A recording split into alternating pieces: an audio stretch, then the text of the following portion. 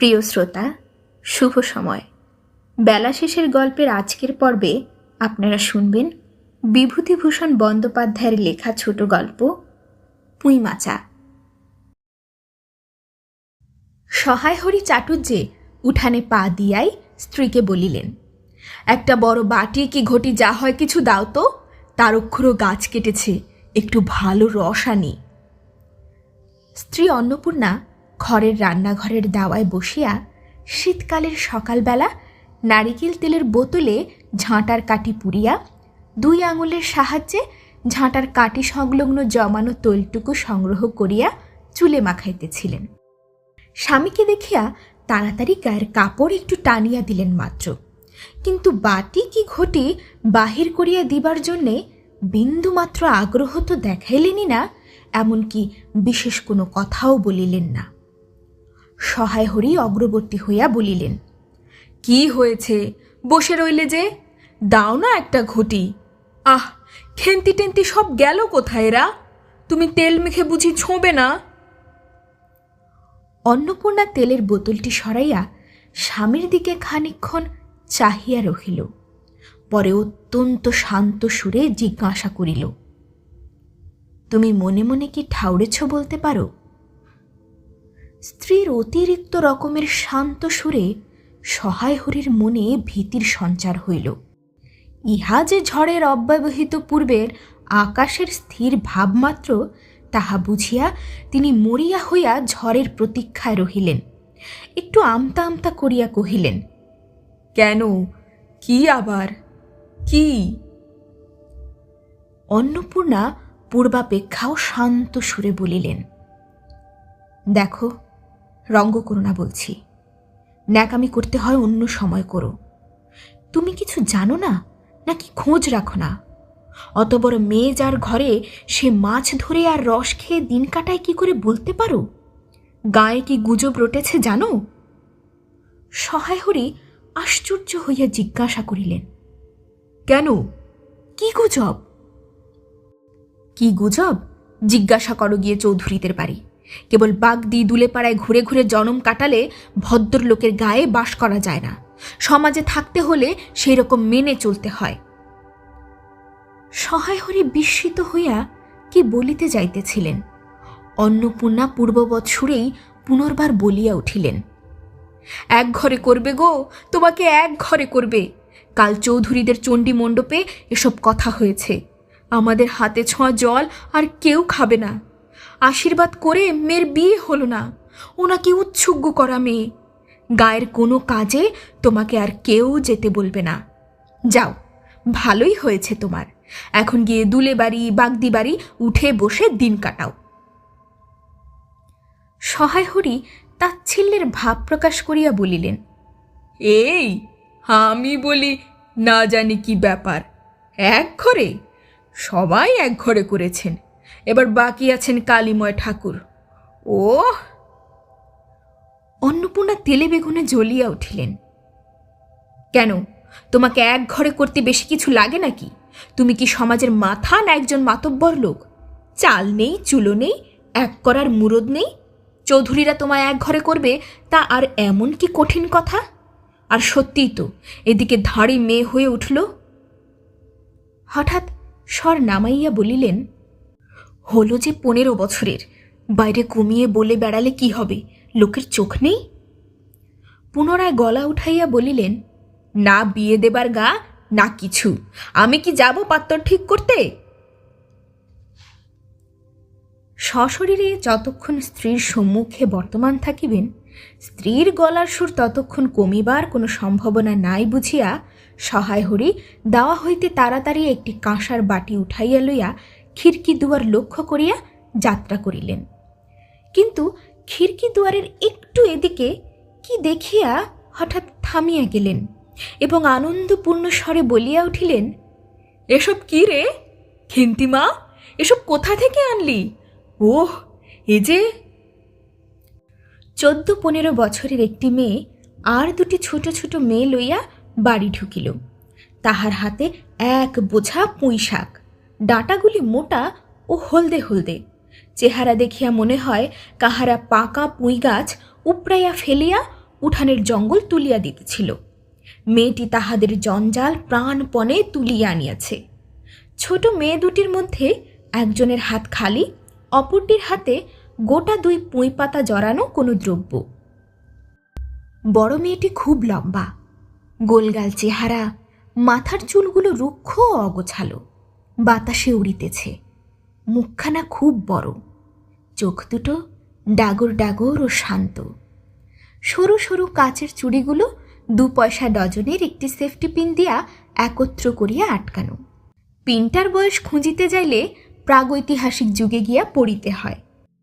এই বড় মেয়েটির নামই বোধ হয় খেন্তি, কারণ সে তাড়াতাড়ি পিছন ফিরিয়া তাহার পশ্চাৎবর্তিনীর হাত হইতে পুঁই পাতা জড়ানো দ্রব্যটি লইয়া মেলিয়া ধরিয়া বলিল, চিংড়ি মাছ বাবা, গয়াখুড়ির কাছ থেকে রাস্তায় নিলাম, দিতে চায় না, বলে তোমার বাবার কাছে 8 দিনকার দরুন 2 পয়সা বাকি আছে।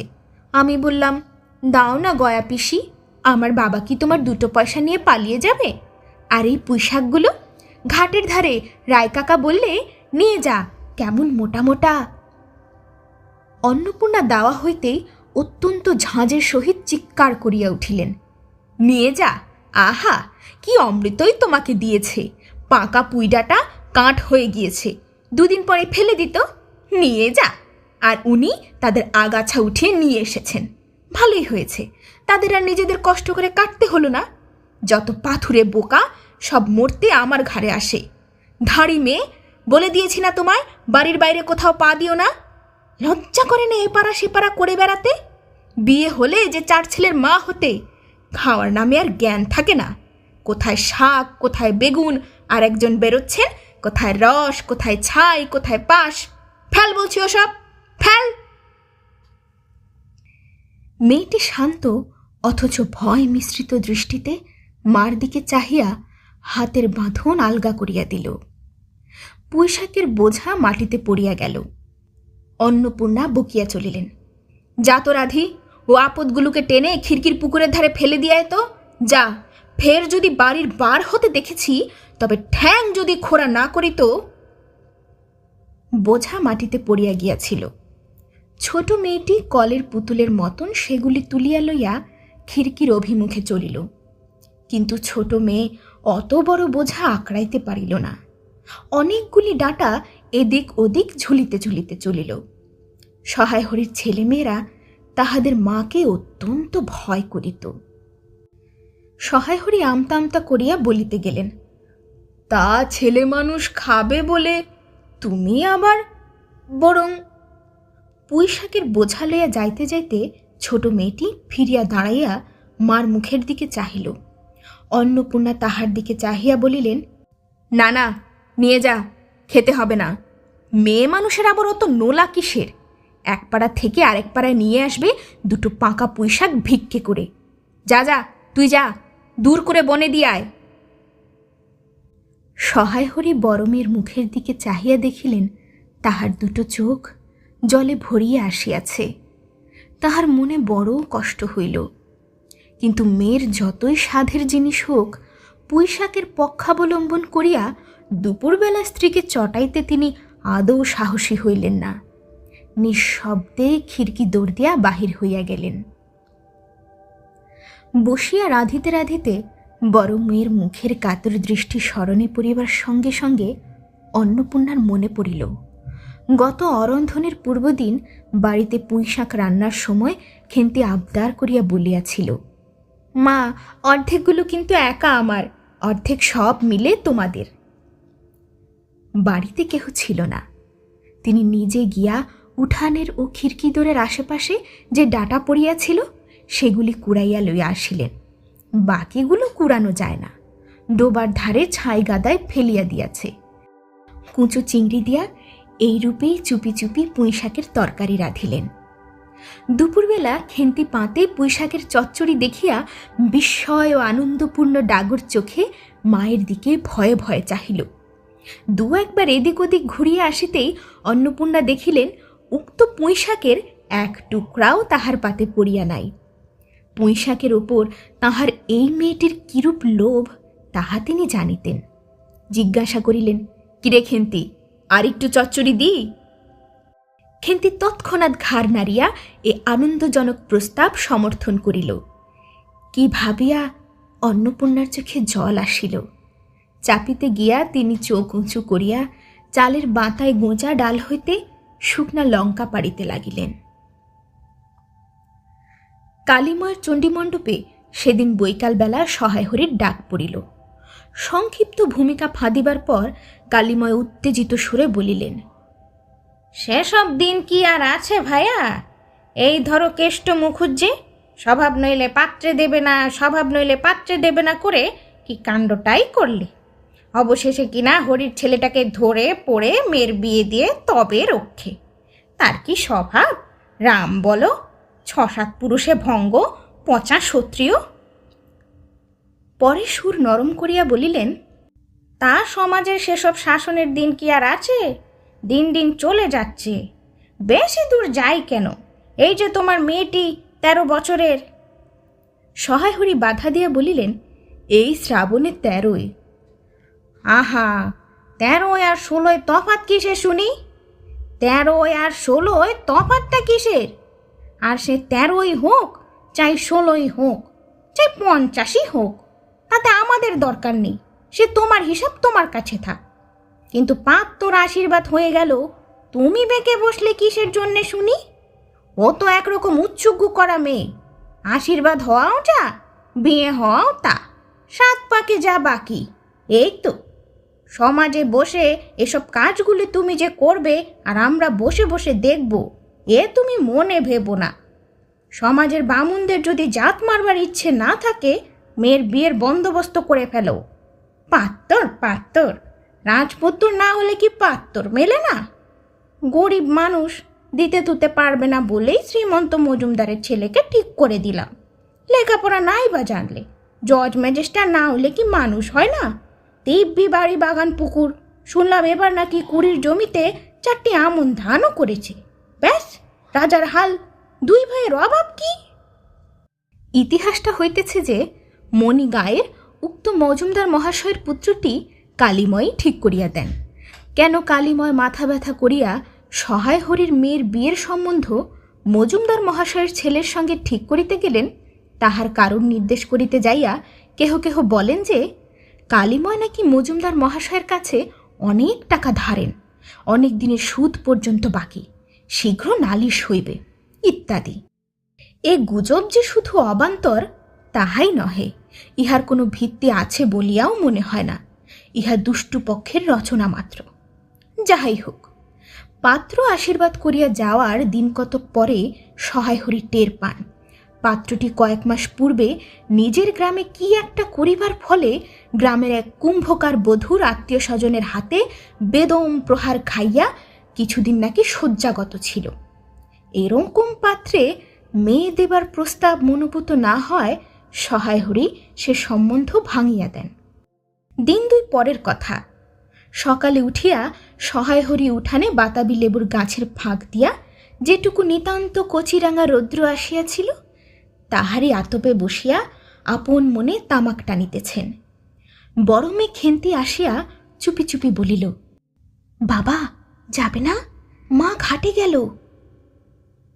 সহায় হরি একবার বাড়ির পাশে ঘাটের পথের দিকে কি জানি কেন চাহিয়া দেখিলেন। পরে নিম্ন স্বরে বলিলেন, যা শীঘ্রই শাবলখানা নিয়ে আয় দেখি। কথা শেষ করিয়া তিনি উৎকণ্ঠার সহিত জোরে জোরে তামাক টানিতে লাগিলেন এবং পুনরায় একবার কি জানি কেন খিড়কির দিকে সতর্ক দৃষ্টি নিক্ষেপ করিলেন। ইতিমধ্যে প্রকাণ্ড একটা লোহার শাবল 2 হাত দিয়া আঁকড়াইয়া ধরিয়া খেন্তি আসিয়া পড়িল। তৎপরে পিতা পুত্রীতে সন্তর্পণে সম্মুখের দরজা দিয়া বাহির হইয়া গেল। ইহাদের ভাব দেখিয়া মনে হইতেছিল ইহারা কারু ঘরে সিঁধ দিবার উদ্দেশ্যে চলিয়াছে। অন্নপূর্ণা স্নান করিয়া সবে কাপড় ছাড়িয়া উনুন ধরাইবার জোগাড় করিতেছেন। মুখুজ্জে বাড়ির ছোট খুকি দুর্গা আসিয়া বলিল, খুড়িমা, মা বললে খুড়িমাকে গিয়ে বল মা ছোবে না, তুমি আমাদের নবান্নটা মেখে আর ইতুর ঘটগুলো বার করে দিয়ে আসবে। মুখুজ্জে বাড়ি ও পাড়ায় যাইবার পথে বাঁ ধারে এক জায়গায় শ্যাওড়া, বনভাট, রাংচিতা, বনচালতা গাছের ঘন বন। শীতের সকালে এক প্রকার লতাপাতার ঘন গন্ধ বন হইতে বাহির হইতেছিল। একটা লেজ ঝোলা হলদে পাখি আমড়া গাছের এডাল হইতে ওডালে যাইতেছে। দুর্গা আঙুল দিয়া দেখাইয়া বলিল, খুড়িমা খুড়িমা, ওই যে কেমন পাখিটা। পাখি দেখিতে গিয়া অন্নপূর্ণা কিন্তু আরেকটা জিনিস লক্ষ্য করিল। ঘন বনটার মধ্যে কোথায় এতক্ষণ খুব খুব করিয়া একটা আওয়াজ হইতেছিল, কে যেন কি খুঁড়িতেছে। দুর্গার কথার পরে হঠাৎ সেটা বন্ধ হইয়া গেল। অন্নপূর্ণা সেখানে খানিকক্ষণ থমকিয়া দাঁড়াইলেন, পরে চলিতে আরম্ভ করিলেন। তাহারা খানিক দূর যাইতে না যাইতেই বনের মধ্যে পুনরায় খুব খুব শব্দ আরম্ভ হইল। কাজ করিয়া ফিরিতে অন্নপূর্ণার কিছু বিলম্ব হইল। বাড়ি ফিরিয়া দেখিলেন খেন্তি উঠানের রৌদ্রে বসিয়া তেলের বাটি সম্মুখে লইয়া খোঁপা খুলিতেছে। তিনি তীক্ষ্ণ দৃষ্টিতে মেয়ের দিকে চাহিয়া দেখিয়া রান্নাঘরে গিয়া উনুন ধরাইবার উদ্যোগ করিতে লাগিলেন। মেয়েকে বলিলেন, এখনো নাইতে যাসনি যে? কোথায় ছিলি এতক্ষণ?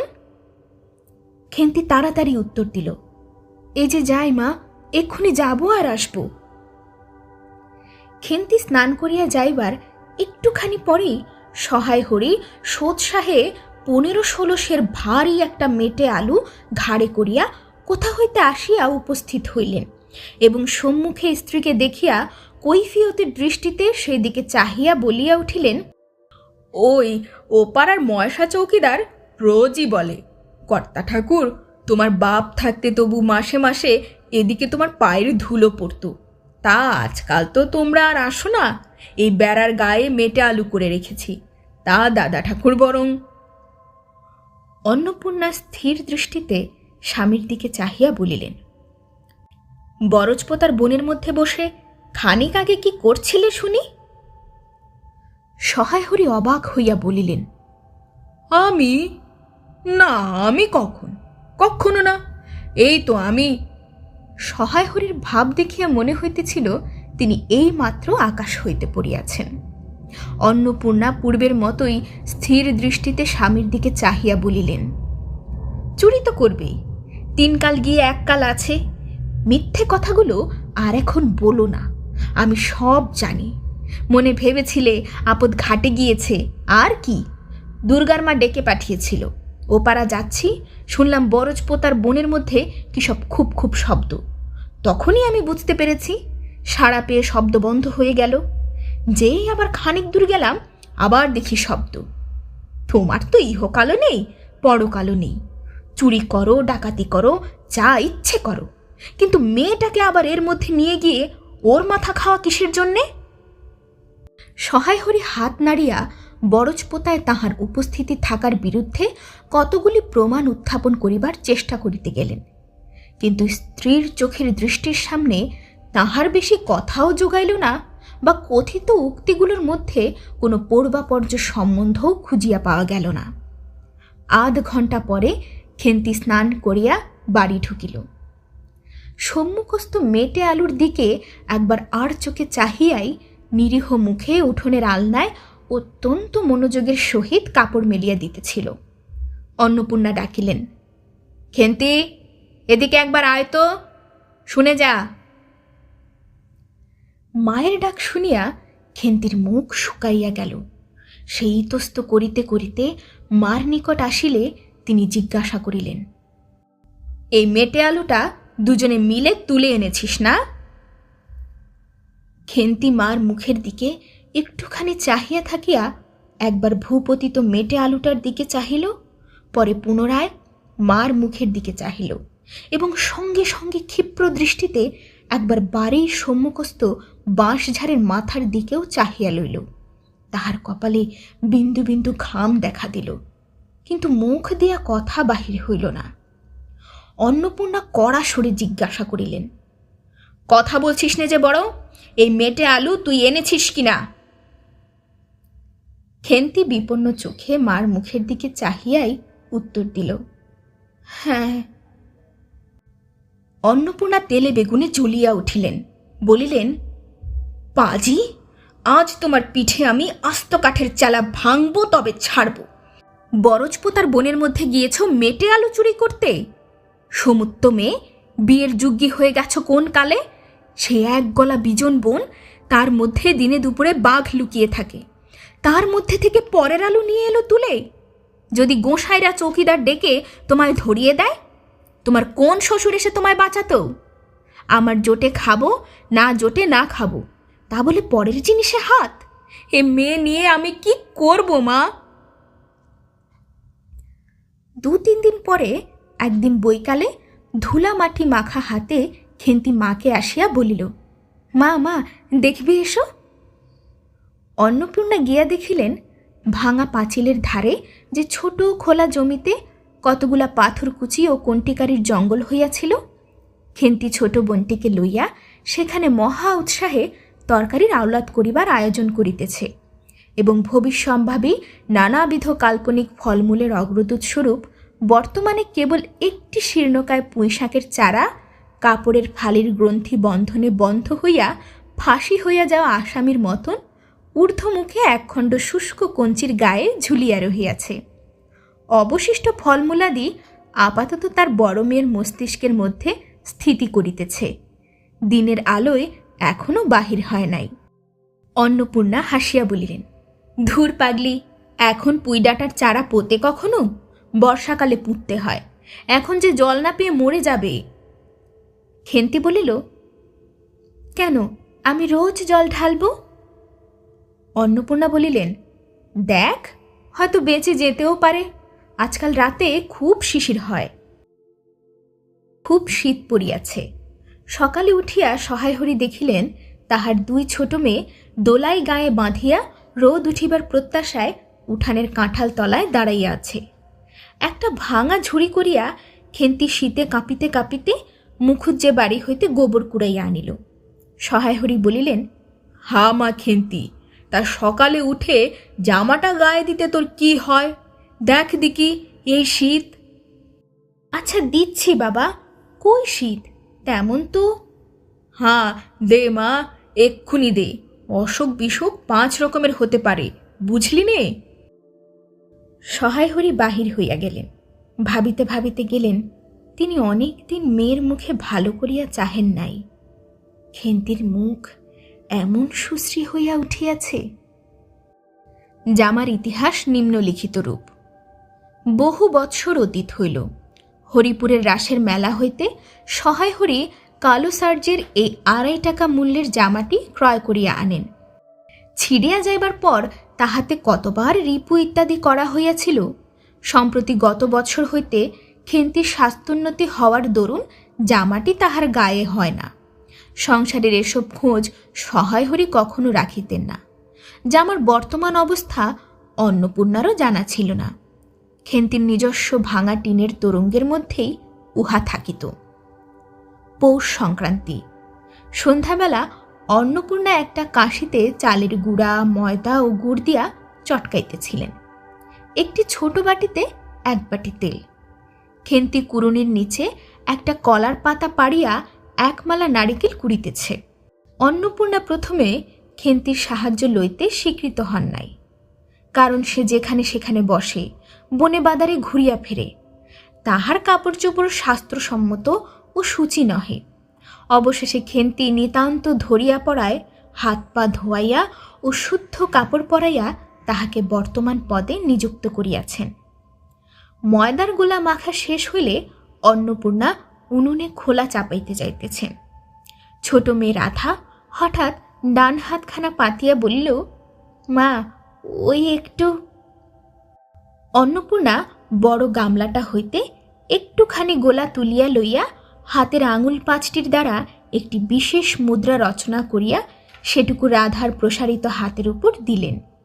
মেজ মেয়ে পুটি অমনি ডান হাতখানা কাপড়ের তাড়াতাড়ি মুছিয়া লইয়া মার সামনে পাতিয়া বলিল, মা, আমায় একটু। খেন্তি সূচি বস্ত্রে নারিকেল কুড়িতে কুড়িতে লুব্ধ নেত্রে মধ্যে মধ্যে এদিকে চাইতেছিল। এ সময় খাইতে চাওয়া মা পাছে বকে, সেই ভয়ে চুপ করিয়া রহিল। অন্নপূর্ণা বলিলেন, দেখি নিয়ে আয় খেন্তি ওই নারকেল মালাটা, তোর জন্যে একটুখানি রাখি। খেন্তি ক্ষিপ্র হস্তে নারিকেলের উপরের মালাখানা যাহাতে ফুটা নাই সেখানা সরাইয়া দিল। অন্নপূর্ণা তাহাতে একটু বেশি করিয়া গোলা ঢালিয়া দিলেন। মেজ মেয়ে পুঁটি বলিল, জ্যাঠাইমারা অনেকখানি দুধ দিয়েছে, রাঙা দিদি ক্ষীর তৈরি করছিল, ওদের অনেক রকম হবে। খেন্তি মুখ তুলিয়া বলিল, এবেলা আবার হবে নাকি?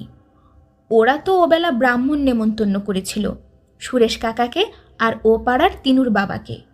ওবেলা তো পায়েস, ঝোলপুলি, মুক্তোক্তি এইসব হয়েছে। পুঁটি জিজ্ঞাসা করিল, হ্যাঁ মা, ক্ষীর নইলে নাকি পাটিসাপটা হয় না?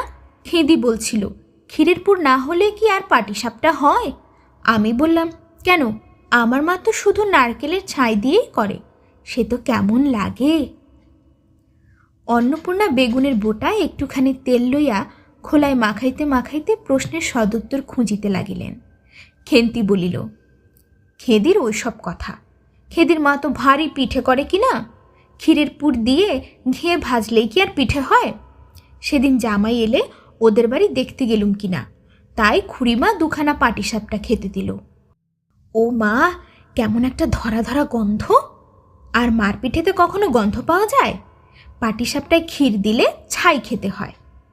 বেপরোয়া ভাবে উপরোক্ত উক্তি শেষ করিয়া খেন্তি মার চোখের দিকে চাহিয়া জিজ্ঞাসা করিল, মা, নারকোল কোড়া একটু নেব? অন্নপূর্ণা বলিলেন, নে, কিন্তু এখানে বসে খাস নে, মুখ থেকে পড়বে না কি হবে, যা ওই দিকে যা। খেন্তি নারিকেলের মালায় এক থাবা কোড়া তুলিয়া লইয়া একটু দূরে গিয়া খাইতে লাগিল। মুখ যদি মনের দর্পণ স্বরূপ হয়, তবে খেন্তির মুখ দেখিয়া সন্দেহের কোনো কারণ থাকিতে পারে না যে সে অত্যন্ত মানসিক তৃপ্তি অনুভব করিতেছে। ঘণ্টাখানেক পর অন্নপূর্ণা বলিলেন, ওরে, তোরা সব এক এক টুকরো পাতা পেতে বসতো দেখি, গরম গরম দি। খেন্তি, জল দেওয়া ভাত আছে ও বেলার, বার করে নিয়ে আয়। খেন্তির নিকট অন্নপূর্ণার এই প্রস্তাব যে খুব মনোপুত হইল না, তাহা তার মুখ দেখিয়া বোঝা গেল। পুঁটি বলিল, মা, বর্দি পিঠেই খাক, ভালোবাসে, ভাত বরং থাকুক, আমরা কাল সকালে খাবো। খান কয়েক খাইবার পরেই ছোট মেয়ে রাধা আর খাইতে চাহিল না। সে নাকি অধিক মিষ্টি খাইতে পারে না। সকলের খাওয়া শেষ হইয়া গেলেও খেন্তি তখনও খাইতেছে। সে মুখ বুজিয়া শান্তভাবে খায়, বড় একটা কথা কহে না। অন্নপূর্ণা দেখিলেন সে কম করিয়াও 18-19 খানা খাইয়াছে। জিজ্ঞাসা করিলেন, খেন্তি, আর নিবি? খেন্তি খাইতে খাইতে শান্তভাবে সম্মতিসূচক ঘাড় নাড়িল। অন্নপূর্ণা তাহাকে আরও খান কয়েক দিলেন। খেন্তির মুখ চোখ ঈষৎ উজ্জ্বল দেখাইল। হাসি ভরা চোখে মার দিকে চাহিয়া বলিল, বেশ খেতে হয়েছে মা, ওই যে তুমি কেমন ফেনিয়ে নাও, ওতেই কিন্তু। সে পুনরায় খাইতে লাগিল। অন্নপূর্ণা হাতা খুন্তি চুলি তুলিতে তুলিতে সস্নেহে তার একটু শান্ত নিরীহ, একটু অধিক মাত্রায় ভোজনপটু মেয়েটির দিকে চাহিয়া রহিল। মনে মনে ভাবিলেন, খেন্তি আমার যার ঘরে যাবে তাদের অনেক সুখ দেবে। এমন ভালো মানুষ, কাজকর্মে বকো, মারো, গাল দাও, টু শব্দটি মুখে নেই, উঁচু কথা কখনো কেউ শোনেনি। বৈশাখ মাসের প্রথমে সহায় হরির এক দুঃসম্পর্কীয় আত্মীয়ের ঘটকালিতে খেন্তির বিবাহ হইয়া গেল। দ্বিতীয় পক্ষে বিবাহ করিলেও পাত্রটির বয়স 40-এর খুব বেশি কোনো মতেই হইবে না। তবুও প্রথমে এখানে অন্নপূর্ণা আদৌ ইচ্ছুক ছিলেন না। কিন্তু পাত্রটি সঙ্গতিপন্ন, শহর অঞ্চলে বাড়ি, সিলেট চুন ও ইটের ব্যবসায়ে 2 পয়সা নাকি করিয়াছে। এরকম পাত্র হঠাৎ মেলাও বড় দুর্ঘট কিনা। জামাইয়ের বয়স একটু বেশি। প্রথমে অন্নপূর্ণা জামাইয়ের সম্মুখে বাহির হইতে একটু সংকোচ বোধ করিতেছিলেন। পরে পাছে খেন্তির মনে কষ্ট হয়, এই জন্য বরণের সময় তিনি খেন্তির সুপুষ্ট হাতখানি ধরিয়া জামাইয়ের হাতে তুলিয়া দিলেন। চোখের জলে তাহার গলা বন্ধ হইয়া আসিল, কিছু বলিতে পারিলেন না। বাড়ির বাহির হইয়া আমলকি তলায় বেহারারা সুবিধা করিয়া লইবার জন্য বরের পালকি একবার নামাইল। অন্নপূর্ণা চাহিয়া দেখিলেন বেড়ার ধারের নীল রঙের মেদি ফুলের গুচ্ছগুলি যেখানে নত হইয়া আছে, খেন্তির কম দামে বালুচরের রাঙা চেলের আঁচলখানা পালকির বাহির হইয়া সেখানে লুটাইতেছে। তাহারই অত্যন্ত অগোছালো, নিতান্ত নিরীহ, একটু অধিক মাত্রায় ভোজনপটু মেয়েটিকে পরের ঘরের অপরিচিত মহলে পাঠাইতে তাহার বুক উদ্বেল হইয়া উঠিতেছিল। খেন্তিকে কি অপরে ঠিক বুঝিবে? যাইবার সময় খেন্তি চোখের জলে ভাসিতে ভাসিতে সান্ত্বনার সুরে বলিয়াছিল, মা, আষাঢ় মাসেই আমাকে এনো, বাবাকে পাঠিয়ে দিও, 2 তো মাস। ও পাড়ার ঠান্দিদি বলিলেন, তোর বাবা তোর বাড়ি যাবে কেন রে? আগে নাতি হোক তবে তো। খেন্তির মুখ লজ্জায় রাঙা হইয়া উঠিল। জলভরা ডাগর চোখের উপরে একটুখানি লাজুক হাসির আভা মাখাইয়া সে এক গুয়েমি সুরে বলিল, না, যাবে না বই কি, দেখো তো কেমন না যান। ফাগুন চৈত্র মাসের বৈকাল বেলা উঠানের মাচায় রৌদ্রে দেয়া আমস তুলিতে তুলিতে অন্নপূর্ণার মন হু হু করিত। তাহার অনাচারী লোভী মেয়েটি আজ বাড়িতে নাই যে। কোথা হইতে বেড়াইয়া আসিয়া লজ্জাহীনার মতো 2খানি হাত পাতিয়া মিনতির সুরে অমনি বলিবে, মা, বলবো একটা কথা, ওই কোনটা ছিঁড়ে একটুখানি। 1 বছরের উপর হইয়া গিয়াছে। পুনরায় আষাঢ় মাস, বর্ষা বেশ নামিয়াছে। ঘরের দাওয়ায় বসিয়া সহায় হরি প্রতিবেশী বিষ্ণু সরকারের সহিত কথা বলিতেছেন। সহায় হরি তামাক সাজিতে সাজিতে বলিলেন, ও তুমি ধরে রাখো, ওরকম হবেই দাদা। আমাদের অবস্থার লোকের ওর চেয়ে ভালো কি আর জুটবে? বিষ্ণু সরকার তালপাতার চাটাইয়ের উপর উবু হইয়া বসিয়াছিলেন। দূর হইতে দেখিলে মনে হইবার কথা তিনি রুটি গড়িবার জন্য ময়দা চটকাইতেছেন। গলা পরিষ্কার করিয়া বলিলেন, না, সব তো আর, তাছাড়া আমি যা দেব নগদই দেব। তোমার মেয়েটির হয়েছিল কি? সহায় হরি হুকাটায় 5-6টি টান দিয়া কাশিতে কাশিতে বলিলেন, বসন্ত হয়েছিল শুনলাম। ব্যাপার কি দাঁড়ালো বুঝলে? মেয়ে তো কিছুতে পাঠাতে চায় না। 250 আন্দাজ টাকা বাকি ছিল। বললে ও টাকা আগে দাও, তবে মেয়ে নিয়ে যাও। একেবারে চামার। তারপর বললাম, টাকাটা ভায়া ক্রমে ক্রমে দিচ্ছি। পুজোর তত্ত্ব কম করেও 30 টাকার কম হবে না ভেবে দেখলাম কি না। মেয়ের নানা নিন্দে ওঠালে, ছোট লোকের ঘরের মেয়ের মতো চাল, হাওয়াতে ঘরের মতো খাই খাই, আরও কত কি। পৌষ মাসে দেখতে গেলাম, মেয়েটাকে ফেলে থাকতে পারলাম না বুঝলে। হঠাৎ সহায় হরি কথা বন্ধ করিয়া জোরে জোরে মিনিট কতক ধরিয়া হুকায় টান দিতে লাগিলেন। কিছুক্ষণ দুজনের কোনো কথা শোনা গেল না। অনেকক্ষণ পর বিষ্ণু সরকার বলিলেন, তারপর? আমার স্ত্রী অত্যন্ত কান্নাকাটি করাতে পৌষ মাসে দেখতে গেলাম। মেয়েটার যে অবস্থা করেছে, শাশুড়িটা শুনিয়ে শুনিয়ে বলতে লাগলো, না জেনে শুনে ছোট লোকের সঙ্গে কুটুম্বিতা করলে এরকমই হয়, যেমনি মেয়ে তেমনি বাপ। পৌষ মাসের দিনে মেয়ে দেখতে এলো শুধু হাতে। পরে বিষ্ণু সরকারের দিকে চাহিয়া বলিলেন, বলি আমরা ছোট লোক কি বড় লোক, তোমার তো সরকার খুর জানতে বাকি নেই। বলি পরমেশ্বর চাটুর্যের নামে নীলকুঠির আমলে এ অঞ্চলে বাঘে গরুতে 1 ঘাটে জল খেয়েছে। আজ না হয় আমি। প্রাচীন আভিজাত্যের গৌরবে সহায় হরি শুষ্ক সুরে হাহা করিয়া খানিকটা শুষ্ক হাস্য করিলেন। বিষ্ণু সরকার সমর্থন সূচক একটা অস্পষ্ট শব্দ করিয়া বার কতক ঘাড় নাড়িলেন। তারপর ফাগুন মাসেই তার বসন্ত হলো। এমন চামার, বসন্ত গায়ে বেরোতেই টালায় আমার এক দুঃসম্পর্কের বোন আছে, একবার কালীঘাটে পুজো দিতে এসে তার খোঁজ পেয়েছিল, তারই ওখানে ফেলে রেখে গেল। আমায় না একটা সংবাদ না কিছু, তারা আমায় সংবাদ দেয়, তা আমি গিয়ে।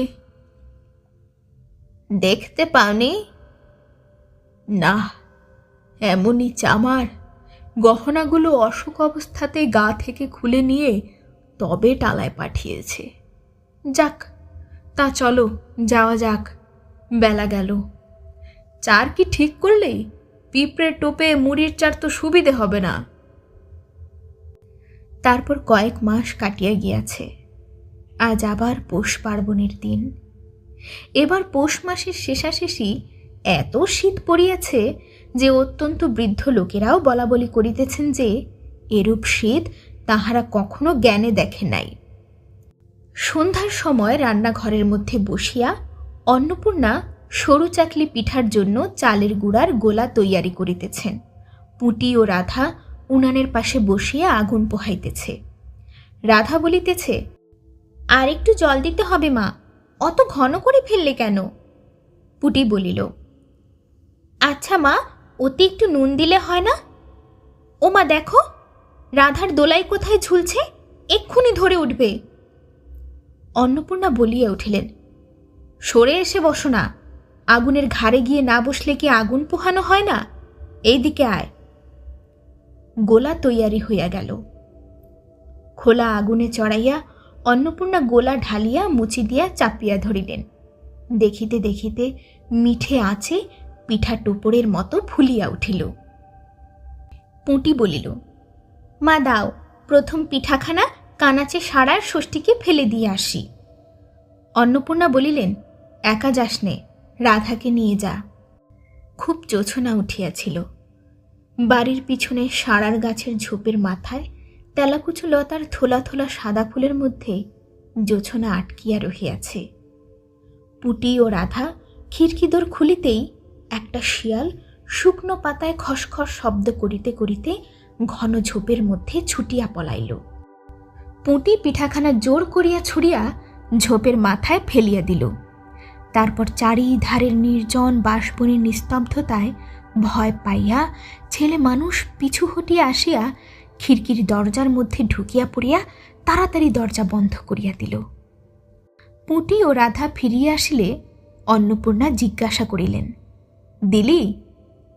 পুঁটি বলিল, হ্যাঁ মা, তুমি আর বছর যেখান থেকে নেবুর চারা তুলে এনেছিলে সেখানে ফেলে দিলাম। তারপর সে রাত্রে অনেকক্ষণ কাটিয়া গেল। পিঠে গড়া প্রায় শেষ হইয়া আসিয়াছে। রাতও তখন খুব বেশি। জোছনার আলোয় বাড়ির পিছনের বনের মধ্যে অনেকক্ষণ ধরিয়া একটা কাঠঠোকরা পাখি ঠকঠক শব্দ করিতেছিল। তাহার স্বরটাও যেন ক্রমে তন্দ্রালু হইয়া পড়িতেছে। দুই বোনের খাইবার জন্য কলাপাতা চিরিতে চিরিতে পুঁটি অন্যমনস্কভাবে হঠাৎ বলিয়া উঠিল, দিদি বড় ভালোবাসত। তিনজনেই খানিকক্ষণ নির্বাক হইয়া বসিয়া রহিল।